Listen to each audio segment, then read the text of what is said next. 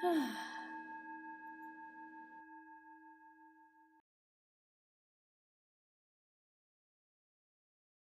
guys, how's it going? I hope you're having a lovely day so far. We're going to need a couple of blocks, and we're going to actually begin seated on the heels. I do ask that you have the knees hip bone width distance apart and the feet hip bone width distance apart. If it's not comfortable for you to sit back on the heels, then prop up on the blocks, so that it just gives you some good sort of support. And I want you to think about lifting up gently with the collarbones and letting the shoulder blades drop down the back. And this is going to be a practice. It'll be a great practice if you do any sort of martial arts and it's upper body heavy. Also, if you're just tight through the chest, it'll be good for that. Let's just steady the breath, deepening the inhale, lengthening out the exhale.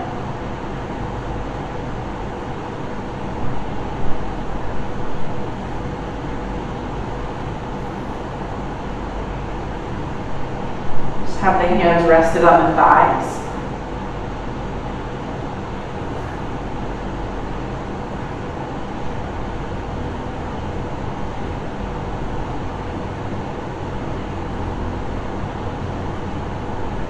Chin is parallel to the ground.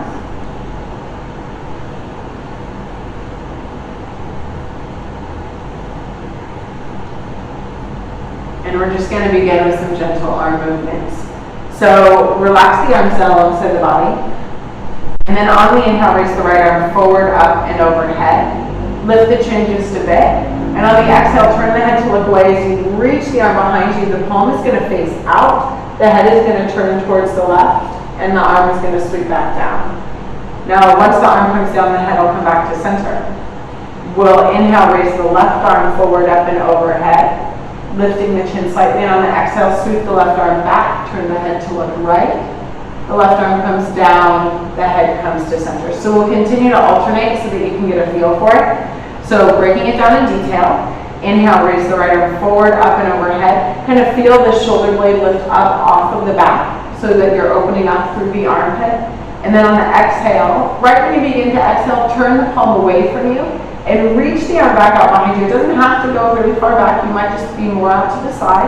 But as you take it back, turn the head to look the opposite direction of the arm. So here, I'm going to stop here for a moment. And you're reaching that right arm back, and you're kind of targeting across the chest and up through the neck. And that's the reason that the head is turned. Now, as the arm drops, the head comes back to center. The arm relaxes. Inhale, raise the left arm forward, up, and overhead. Remember, disjoint the shoulder. And right when you begin the exhale, turn the palm away from you. Reach the arm back. Turn the head to look right. And then as the arm drops, bring the head to center. Good. Inhale, raise the right arm forward, up, overhead. Lift through the chin. Feel the rib cage now kind of expand on the right side. And exhale, engage the abdominal muscles, pull them in and down as you sweep the arm back and turn the head to look left. So there are so many pieces. I'm kind of breaking it down one at a time. Head and arm, relax. Inhale, raise the left arm forward, up, and overhead. Feel the expansion on the left side of the rib cage now. And on the exhale, turn the palm away. Really reach back. Think about pulling the abdominal muscles down towards the pelvic floor as you turn the head to look right. I'm going to let you do two more, or have you do two more on each side. I'll be silent and shut up a bit here.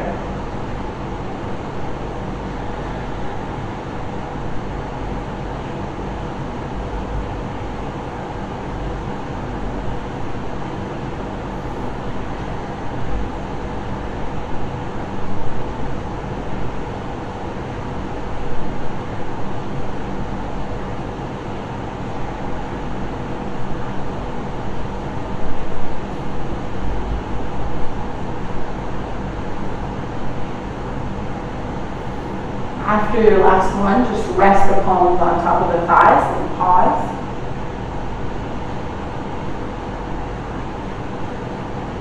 Notice how it feels through the chest and through the shoulders. Don't do that. Don't do a lot of wrist motion. I just want you to notice how it feels there.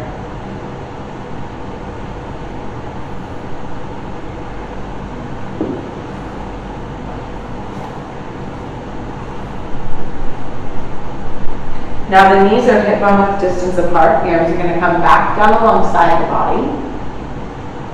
And on the inhale, you're going to tip forward into the knees, raise the arms up and overhead. And on the exhale, sweep the arms out and down as you lower the hips back to the blocks or back to the heels.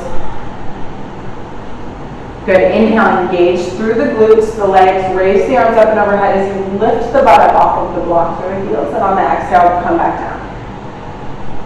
Now when you do this,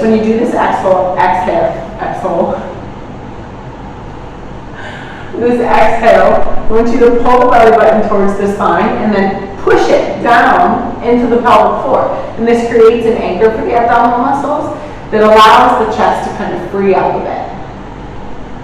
Good, let's continue to do them.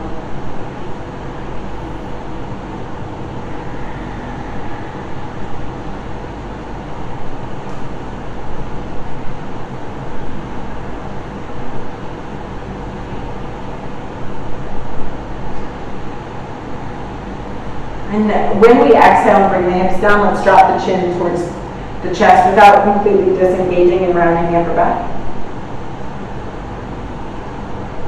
So as you can see, our sequences are just progressing. The information about each pose is starting to progress.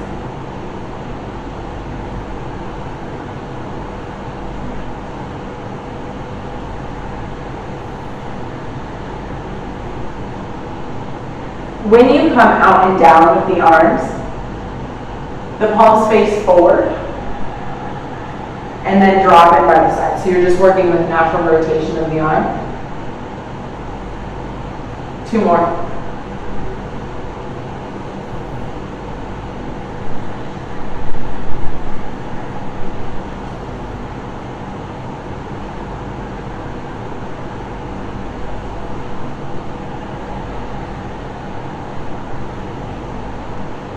On the next inhale, raise the arms, lift the hips.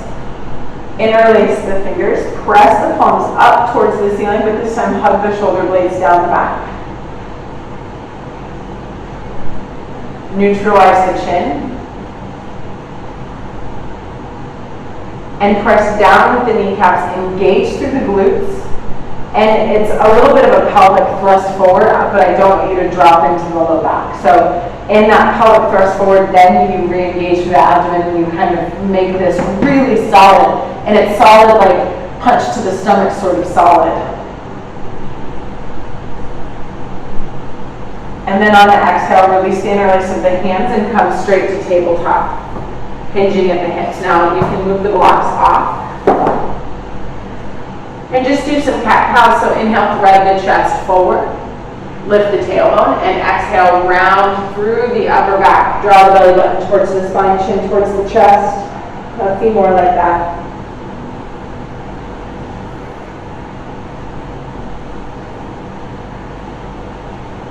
Imagine feeling the articulation of the spine.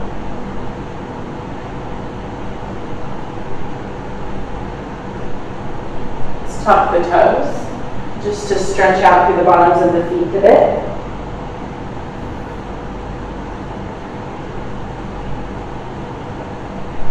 And the next time that you exhale and round through the upper back, I'm going to have you stay there and really press into the palms, draw your chin towards the chest, and emphasize the breath between the shoulder blades.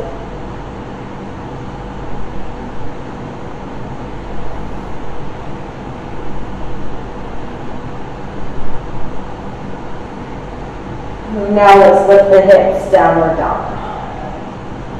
Good, so I'm looking right now at my spine, and I'm wanting it to be quite evenly extended, pushing the collarbones forward, just because I like the way that that feels.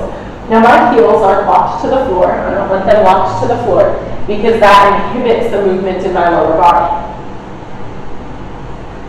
A little bit loose there, you can even like give a little bit of a bounce. Gaze forward. And step your right foot forward to the outer edge of the right hand, and you're going to kind of just walk into a lunge. So I'm long and I'm flexible, so it's easy for me to just get the leg there, but that doesn't usually work. So I'm going to demonstrate, if you're tighter, what I want you to do. And I just want you to step that right foot as far forward as you can. Lower the left knee to the floor. Take the hands off the mat. walk that right foot forward, and you're coming far enough forward that when you bend into the knee is directly above the ankle, and then place the hands back down to the ground. Back toes are going to stay tucked unless it's hurting your knee. And the breath is going to be steady.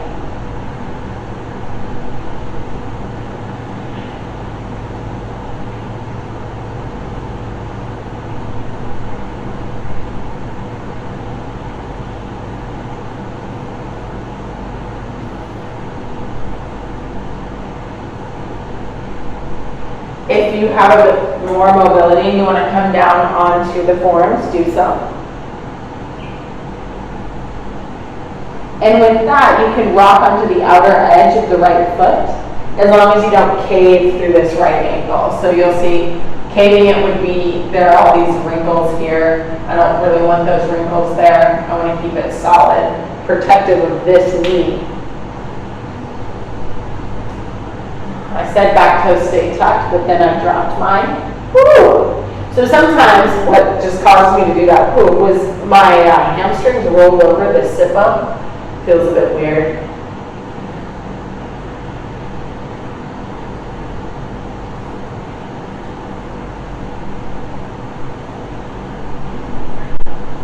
Let's go ahead and come up. Place the hands to the mat. Move the right leg back. Hands and knees, and just take the hips back towards the heels, but stare forward towards the palms and come up onto the fingertips. Move the knees a little bit wider so that the chest can drop down a bit towards the floor. And you're not going too much with this.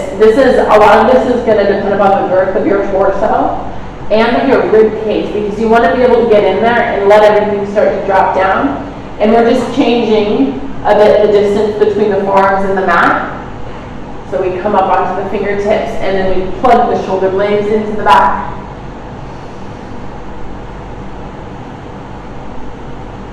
And then on the inhale, slowly come up back to a tabletop position, and then down dog. Remember, don't fix your heels to the ground. Lift up through the sit bones, press the collarbones forward.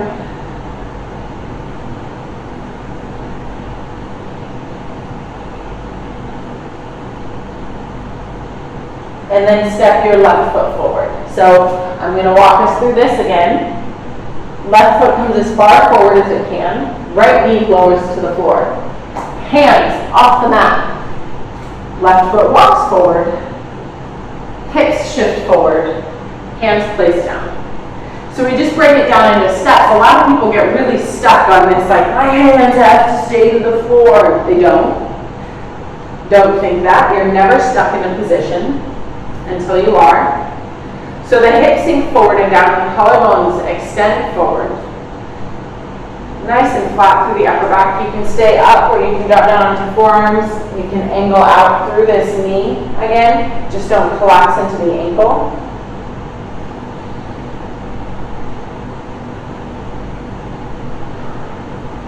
Just breathe. Just be steady in that.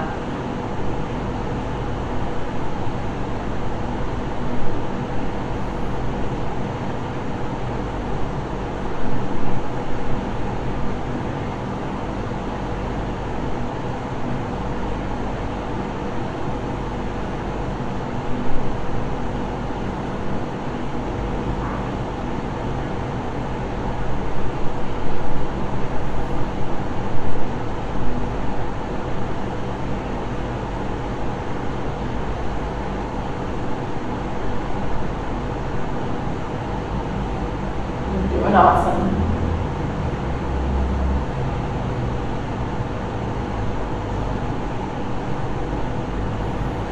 Slowly come up onto the palms. Bring the left knee back and around. Hips towards the heels, child's pose. This time you're going to bend the elbows, bring the palms to prayer at the back of the head. The knees can be as wide as you want them to be, and the forehead will come down to the mat. Now here I want you to think about your chest getting heavier towards the floor, like you're kind of stretching out the armpits.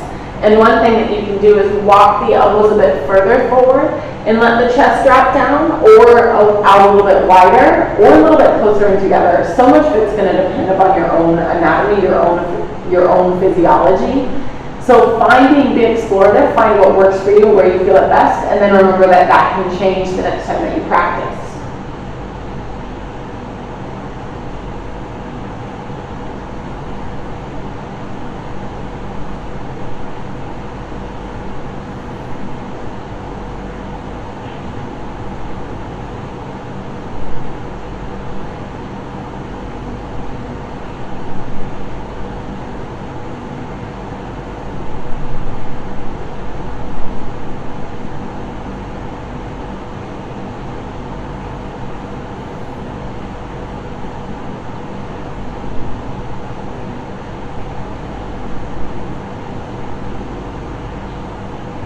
Go ahead and release the arms. Come up and come to tabletop position. Now we're going to stretch through the back of the shoulders. So take the right arm, right it underneath the left side of the body, right here towards the floor. And the hips can be up here. If it's uncomfortable, hips back towards the heels. Now, we should have the left arm threaded out. The right hand to the floor in front of the face and the left side of the face to the ground. This right hip is going to kind of want to curl up. I want you to push it away so you're stabilizing the pelvis.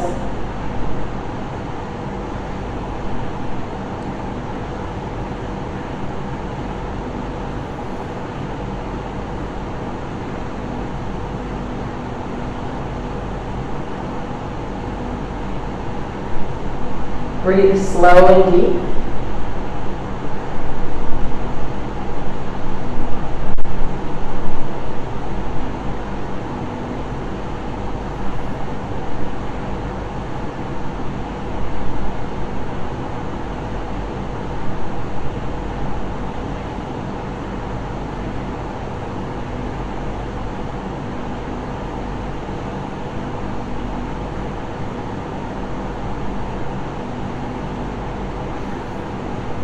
Now on the inhale, come back to center.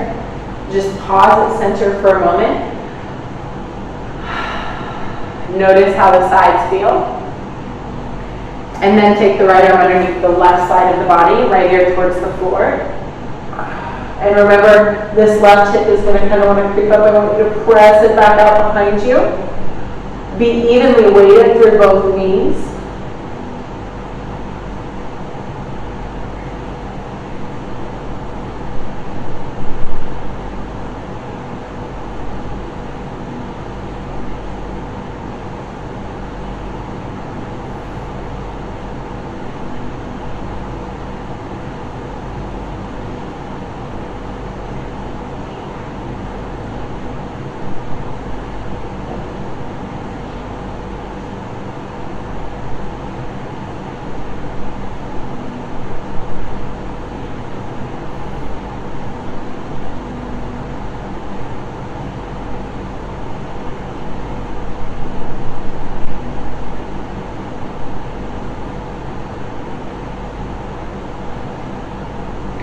And on the inhale, slowly come back to center.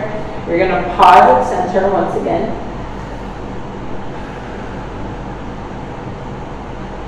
Do a little movement from side to side. Find some movements that feel good for you, and it's kind of introspective movement, right? So play around. It can be cat-cow, it can be cow-down dog, it can be cow-child's pose for Chakravartasana.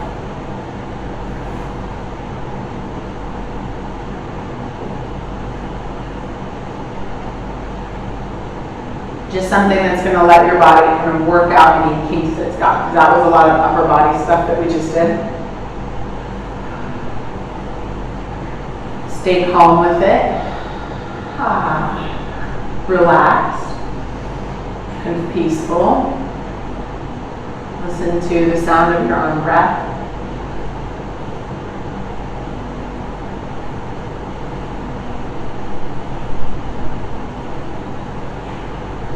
And then you'll turn over to lie on your back. Knees bent, feet flat to the floor. We might need the blocks, I don't know yet. So knees bent, feet flat to the floor. Just to let the sacrum settle into the ground, just to let everything kind of drop and get heavy.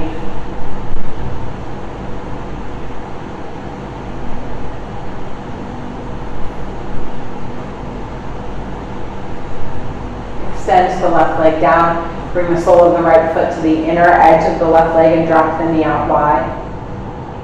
And think about that right knee getting heavy. However, if it gives you some fits on the inner thigh, then prop the block underneath the outer edge of the knee so that it's not giving you fits. I want you more to think about, I'm trying to think how I would say this.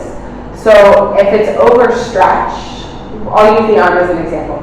If the arm is locked out and you press on the elbow joint, the inside of the elbow joint, it kind of gives way to the attachment muscles in the elbow from the forearm and down through the bicep. So I want you to think about the groin the same way. So if we have the knee dropping out wide, it's pulling from like the pubic bone across the inner thigh, across the groin into the inner thigh. I want you to kind of break that joint. So give the groin, that little hip crease area, some flexion instead of extension, and then think about that right hip getting heavy. The hands can be wherever you want them to be.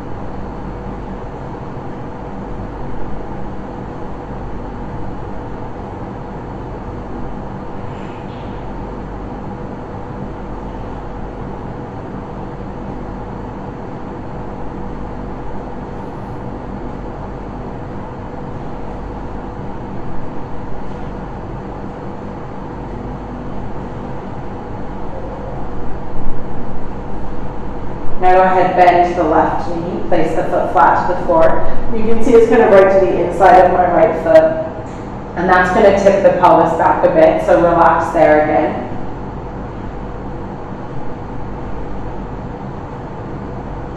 And then bend to the right knee, place the foot flat to the floor, and pause.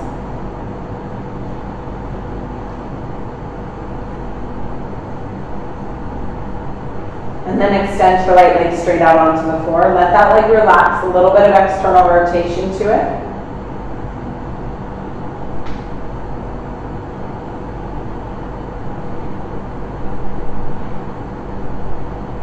And then bring the sole of the left foot to the inner edge of the right leg.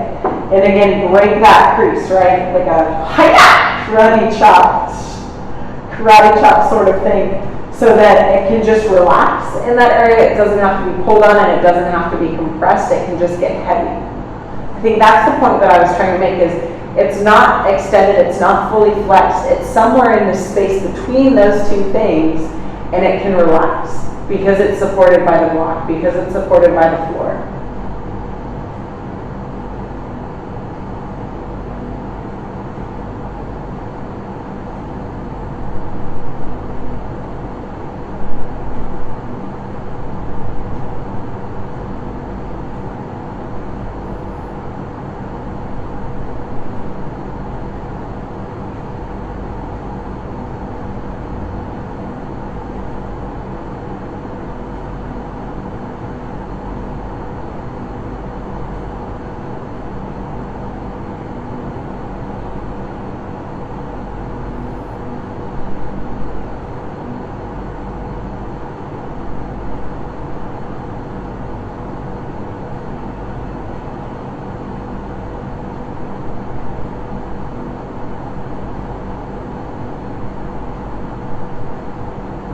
Bend the right knee, place the foot flat to the floor, the inner edge of the left foot.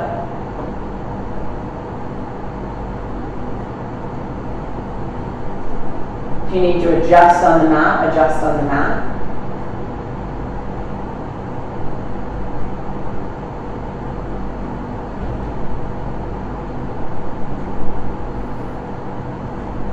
And then place the left foot flat to the floor. Bring the knees in towards the chest. Take the arms out wide. Drop the legs over to the left. The head can turn and look to the right. And I want you to relax in this twist.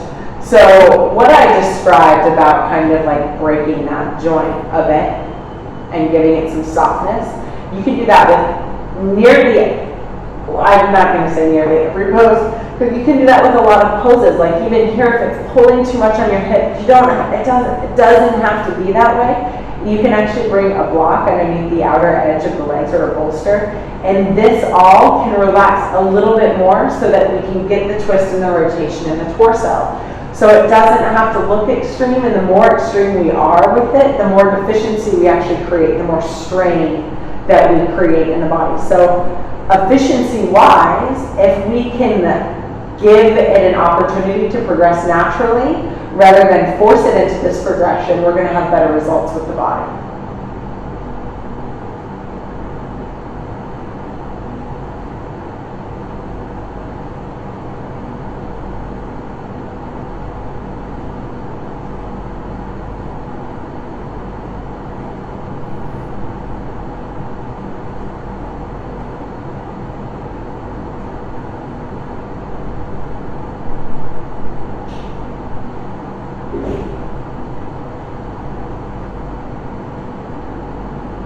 Go ahead and bring the knees and the head back to center. When we do that, we bring the knees in towards us and then back to center so that we're getting hip rotation.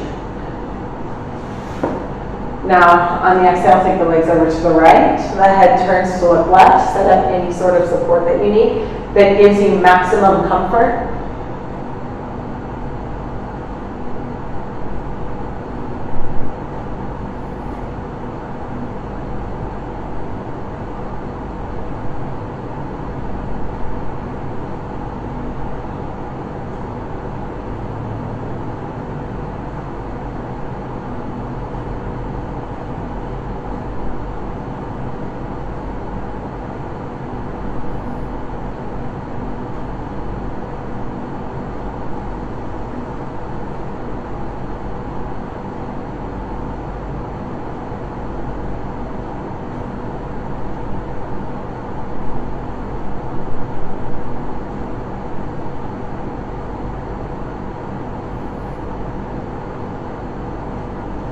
On an exhale, bring the knees in and back to center, head to center. And then we're going to take happy baby, so soles of the feet up. Pull the knees down on either side of the torso. If you can't reach your feet, it's not about reaching the feet. You can't always grab the inside edge. You can grab the ankle. You can grab the shin. You can kind of hook the arms to the back of the knees and pull in and down. And you can let the feet relax. So when you hook into the back of the knees, whether it's with the wrist or the forearm, you can kind of pinch off and hold there by bending the knees. So you're nice and extended through the spine. Shoulders are relaxed, collarbones are broad.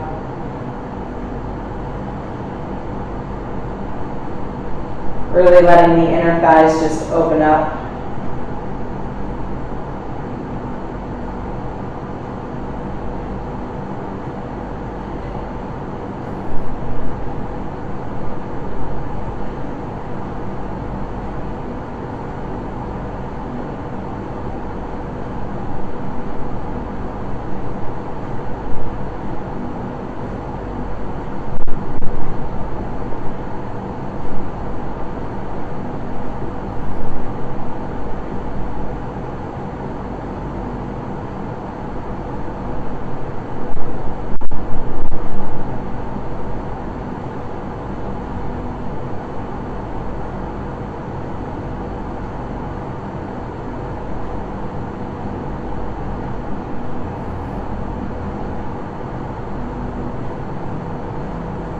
Then release. Just place the feet to the floor for a moment. Let things settle once again.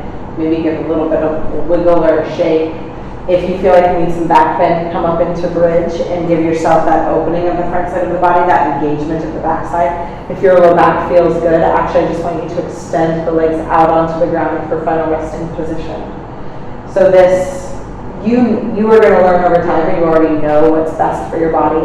and how to do it, what makes you feel like you can settle the most into your frontal resting position. And we only learn by being explorative and discovering more and more. So then when you're ready, you'll lower down and you'll extend arms and legs. This actually just worked out quite nicely. I didn't intend it to be, but some people are really tight through the arms, so their hands hover up off of the floor when they have the arm overhead or out to the side or even down. Having the blocks underneath the back of the hands and kind of breaking that wrist joint can help to relax again through those muscles. Similar thing that I talked about earlier or throughout practice. Let yourself just relax here.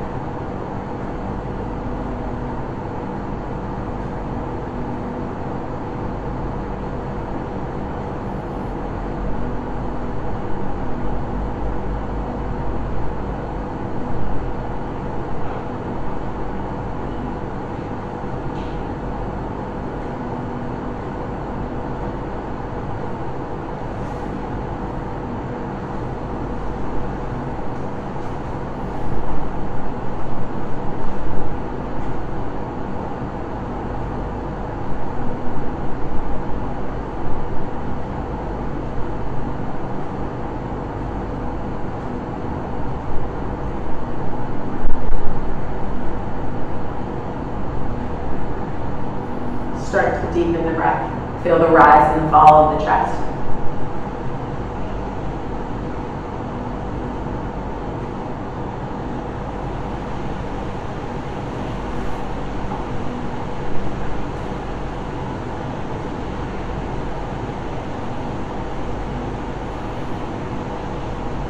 Begin movements through your body.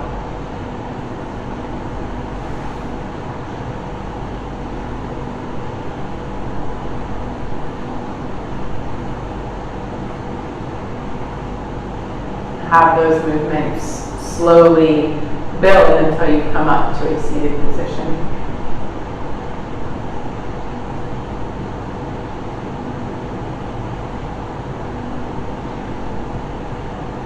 Once you're seated, palms are rested in the lap, you're just going to take a few moments, sitting in silence with yourself, aware of how your body's feeling and remembering to soften with it, so not overdo anything.